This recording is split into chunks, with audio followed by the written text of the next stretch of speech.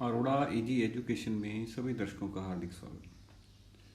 इस वीडियो में मैं आपको प्रैक्टिकली कंपोनेंट्स को के बारे में कुछ चीज़ें बताऊंगा।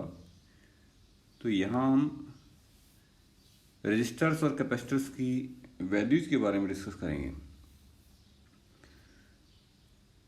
टॉपिक का नाम है preferred values of electronic components. Electronic components की जो वैल्यूज है वो किस तरह से डिसाइड की जाती है। मेनली इसके अंदर रजिस्टर्स और कैपेसिटर्स। हर एक वैल्यू का रजिस्टर या कैपेसिटर नहीं मिलता है। कुछ स्टैंडर्ड वैल्यूज के कैपेसिटर्स या रजिस्टर ही मिलते हैं, लेकिन वो स्टैंडर्ड वैल्यूज या प्रेफर्ड वैल्यूज भी बोलते हैं, इनको कैसे डिसाइड की जाती हैं उसके बारे में इस वीडियो में मैं डिस्कस करूँगा। रजिस्टर्स व कैपेसिटर्स को इलेक्ट्रॉनिक सर्किट्स में सबसे ज़्यादा उपयोग में या काम में लेते हैं। तो सबसे बेसिक कंपोनेंट जो हर सर्किट में काम आता है रजिस्टर्स और कैपेसिटर्स, और अलग वैल्यू के रजिस्टर्स और कैपेसिटर्स किसी भी इलेक्ट्रॉनिक सर्किट में काम में लिए जाते हैं।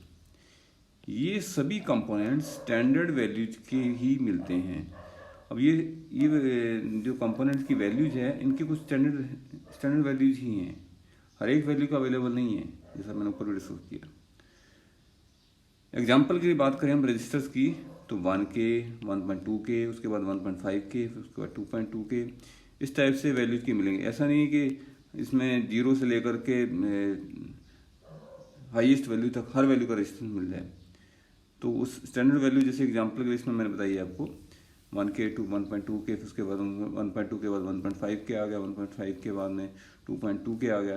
तो हम जो वैल्यू यूज करने के लिए डिसाइड करेंगे तो हम या तो 1.5K का लेंगे, और उससे ज़्यादा बड़ा आता है तो उस 2.2K के ऊपर स्विच कर देंगे। तो डिजाइनिंग करते टाइम इस चीज़ का हम ध्यान रखेंगे कि जो रजिस्टर की जो वैल्यू है इस टाइप से चूज की जाए जो स्टैंडर्ड वैल्यूज के अंदर अवेलेबल हो। अदरवाइज वो कंपोनेंट, वो रजिस्टर आपको मार्केट में नहीं मिलेगा। तो ये चीज़ आपको ध्यान रखनी पड़ेगी।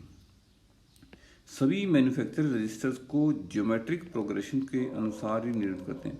अब ये वैल्यूज कैसे डिसाइड करते हैं, तो ये ज्योमेट्रिक प्रोग्रेशन सीरीज के अकॉर्डिंग हम इनकी वैल्यूज निकालेंगे, उसके अनुसार ही ये यूज किए जाएंगे या मैन्युफैक्चर किए जाएंगे, जिन्हें प्रेफर्ड वैल्यूज कहते हैं। अब ये जो वैल्यूज हम स्टैंडर्ड डिसाइड करेंगे उनको प्रेफर्ड वैल्यूज कहेंगे।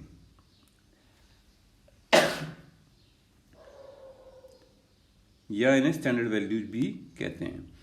अब टेबल के अंदर हम दिखा रहे हैं वैल्यूज कैसे डिसाइड की जा रही हैं।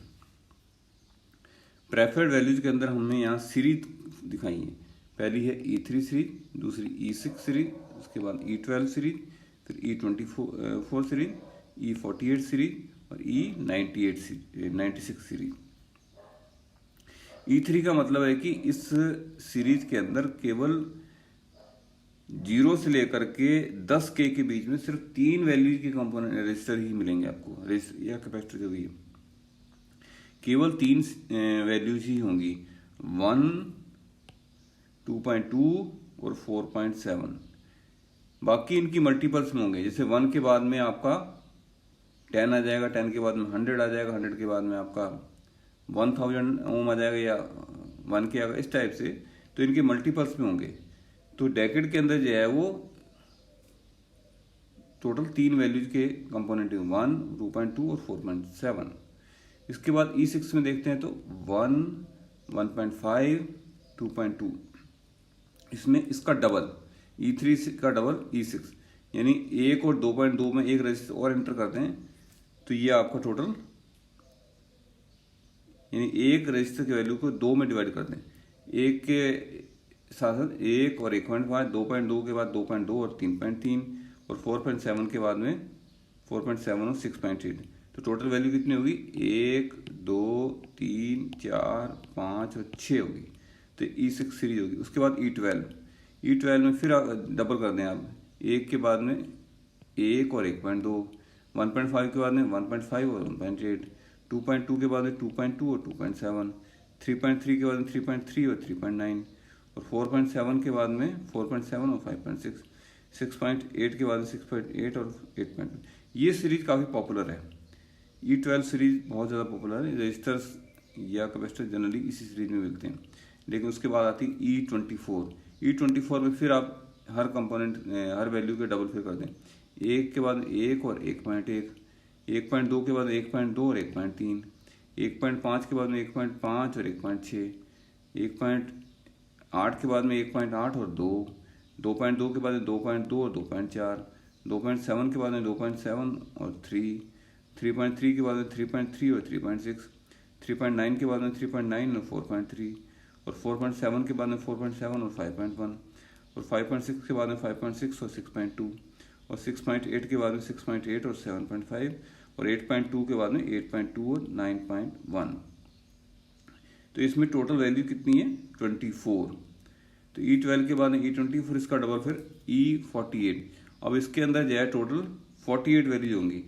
तो इसके बाद हम अगर इसको अलग से लिख रहे हैं 1, 1.05, 1.10, 1.15, 1.21, 1.27, 1.33, 1.40, 1.47, 1.54, 1.62, 1.69, 1.78, 1.87, 1.96, 2.05, ये टोटल 48 हो जाएंगे। 2.15, 2.26, 2.37, 2.49, 2.61, 2.74, 2.87, 3.01, 3.16, 3.32, 3.48, 3.65, 3.83, 4.02, 4.22, 4.42, 4.64, 4.87, 5.11, 5.36, 5.62, 5.90, 6.10, 6.19, 6.49, 6.81, 7.15, 7.50, 7.87, 8.25, 8.66, 9.09 और 9.53।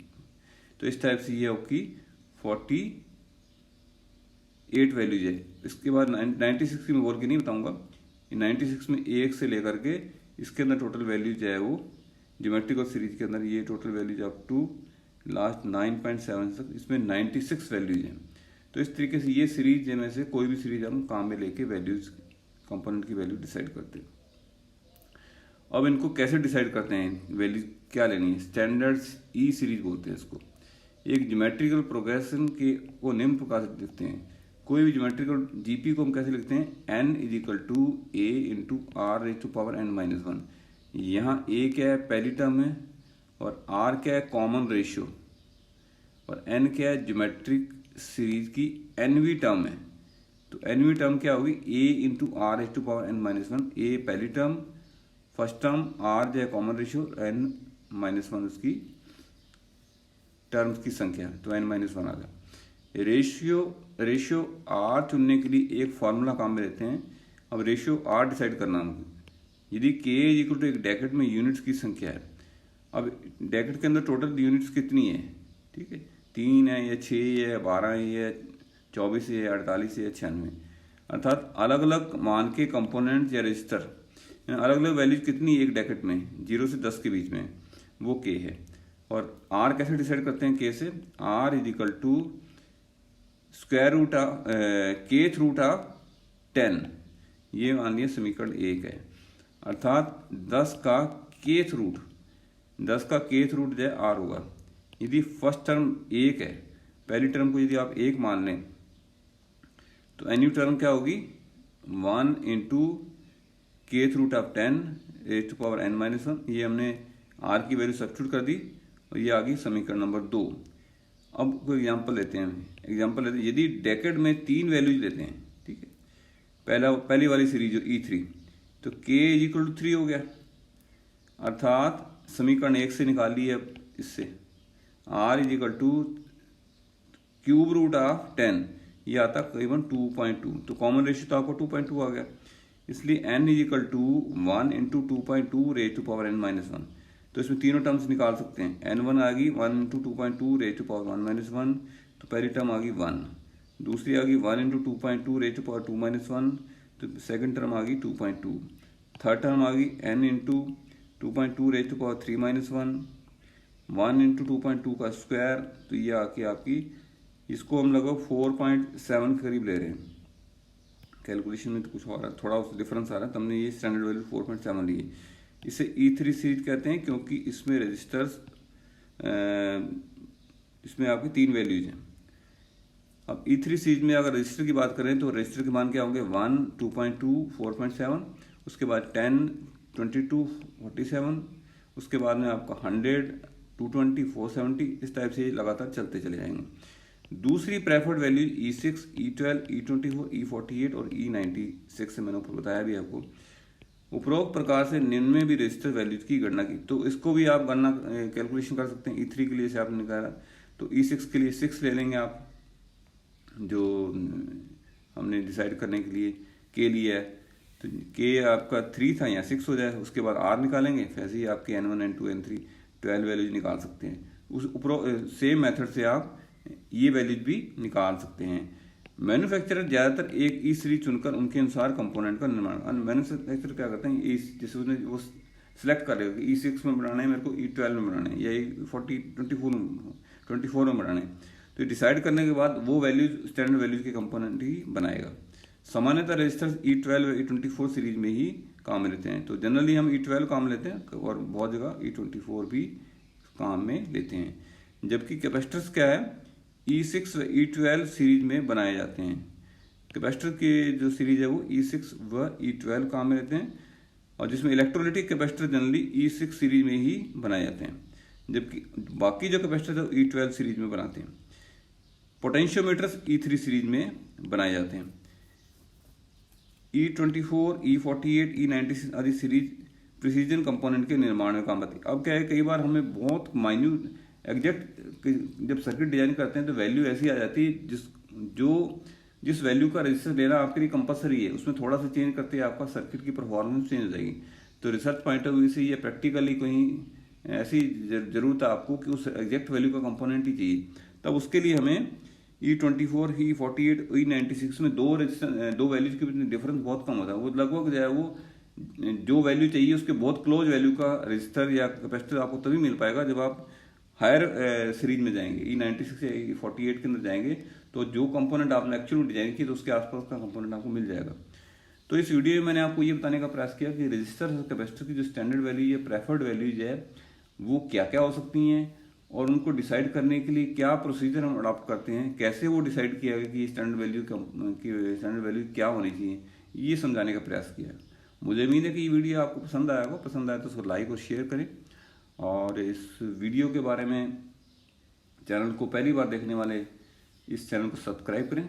इस वीडियो के बारे में कमेंट, क्वेरी या फीडबैक जरूर लिखें। इस वीडियो को देखने के लिए आपका बहुत बहुत धन्यवाद।